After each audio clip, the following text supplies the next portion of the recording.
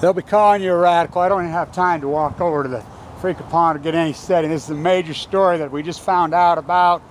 Get this, the EPA has just raised, yesterday it's being released, the radiation threat limit by 350 times. It was done over the 4th of July weekend, it was done over the 6th. These people have names and addresses, and yeah, I'm in Utah. This John Bassell who freaking reported, you read this. And let me tell you something, if you think you can get mad, you read this and I'll show you mad. Oh my God.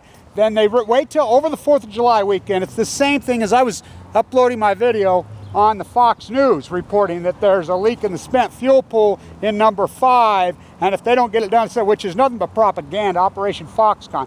I'm telling you, and we know for a fact that they've upped the ante. Look, when they retooled this cover-up, Barry Antoinette let them yellow cake. I was leading the Million Masked Man March. It was the day before. RT was interviewing John Anthony Fairhurst. We were all standing there. I got word. I stayed on the couch that night with Ralph Nader's people, which they're frauds, by the way, total frauds. And Beyond Nuclear, they're total frauds. None of them there. You know how many people were at that event? Millions. Millions. I didn't see any of those people supporting me as I was leading. We got word that Ernest, head of the Department of Energy, was in Fukushima. Nobody even knew he was in Fukushima. Okay, we got word of it. It was leaked through. So I was with Bobby One, the vlogger, by the way, in Baltimore, at his house. He hurried, drove me over. I said, get me to the Department of Energy. Get me over there. This, nobody knew this, whatever. That was on November 4th, as our gig was the 5th. And I said, get me over there. So I went into the Department of Energy. I'm in there, by the way, so we're in there, we're in front, we're getting working with the police, Sands, head of the White House security, Capitol Police is all over us like you wouldn't believe. I mean, snipers with freaking red dots on my forehead. I'm not kidding. I'm not kidding. I'm standing right there with Connie. You know, it's Thomas's permanent protest in front of the White House. By the way, she come right up there, hugged me and kissed me. You know, look, here comes, this is all, it's not going to be surrender. They've sanctioned the people into the White House. So one of the guys with me, the baby wolves, he runs over there. He says, Kevin, I got it on my phone. We have the video. Look, I have all kinds of stuff. I have the actual email from the executive producer of 60 Minutes to the president of CBS. I have it. It says, this is on day 60. If you want to cover up Fukushima, you need to do it on 60 Minutes. Now, if you believe Snowden's not a shill, come on. He gets a platform on 60 Minutes. Look, this is propaganda. Like, I'm the one that reported. Now, remember September 28th, when I went to Hamilton's grave and we marched, I was doing that in symphony with the sentencing of Megan Rice. And the first hearings from San Onofre, I was working with Barbara Boxer's office. I was working with them, and that's why I went to New York and timed it at Dr. Rice's old classroom at NYU, at the shirtwaist fire at the thing, September, that day. That's why I timed it there. Of course, we know it all got pushed underground, under the Patriot Act. It all got pushed around. I got notice right from Barbara Boxer's office, hey, it's going underground.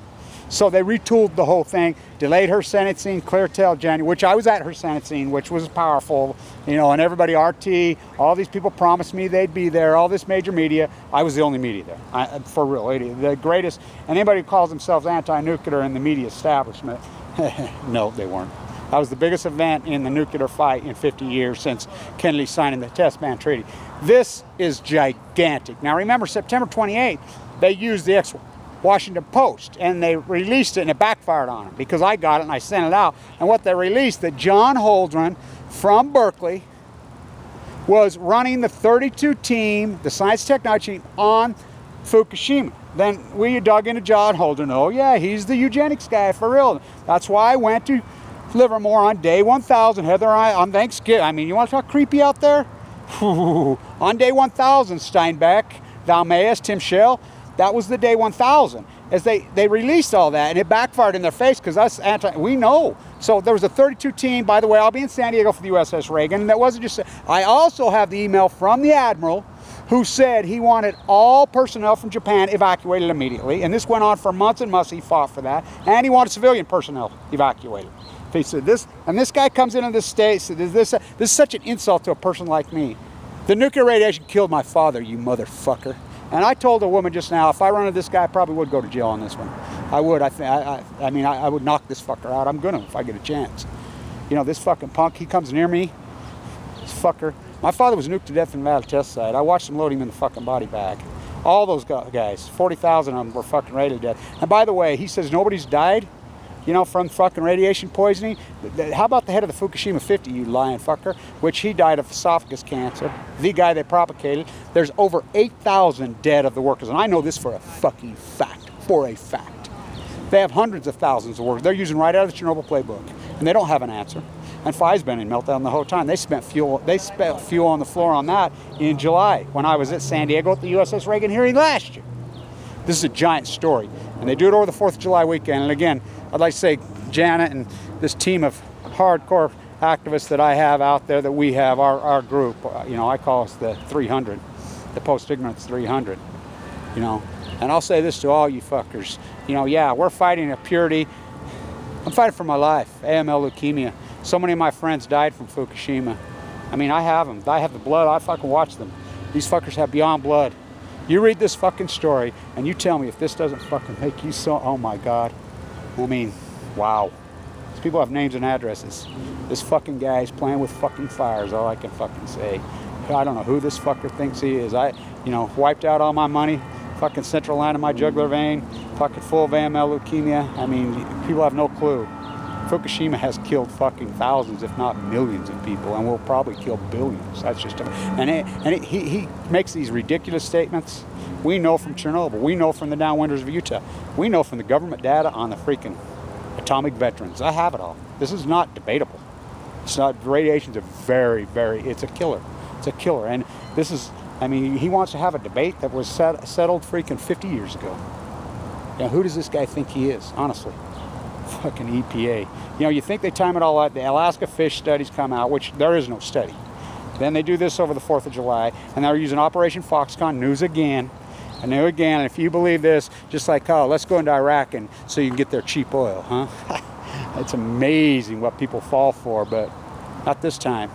They just raised the terroristic threat limit 350 times. Now, what does that mean? That means they raise the limit across the board on you and your kids. That means they know they have no handle on Fukushima. That means they have no other choice. And remember, this is 350 times after it has already been raised. Many experts. Albert Einstein, the most powerful concept on Earth is compound. He wasn't talking about your bank account. He was talking about nuclear fission. They have no handle on it. They're dumping it into the Pacific Ocean every single day. It's worse today than it was yesterday. I don't think he could have even hypothesized. He was as brilliant as his hypotheses always were. And he was so brilliant, oh, you guys want to misquote, so he was creative and artistic. He wasn't an anal scientist. He hypothesized in a dream that light bent. I don't think he could even hypothesize the exponential lies of the EPA. Wow, excuse me. The FDA. Fuck. Crimes against humanity, the greatest ones ever committed. These are the greatest crimes against humanity ever committed, and they will go on forever. This is a big fucking story. I'll stand, we'll talk about this on my radio show in the morning. Wow. I thought I was going to have a nice, easy day today. 100 degrees here. Whew, this is a huge story. Stay tuned.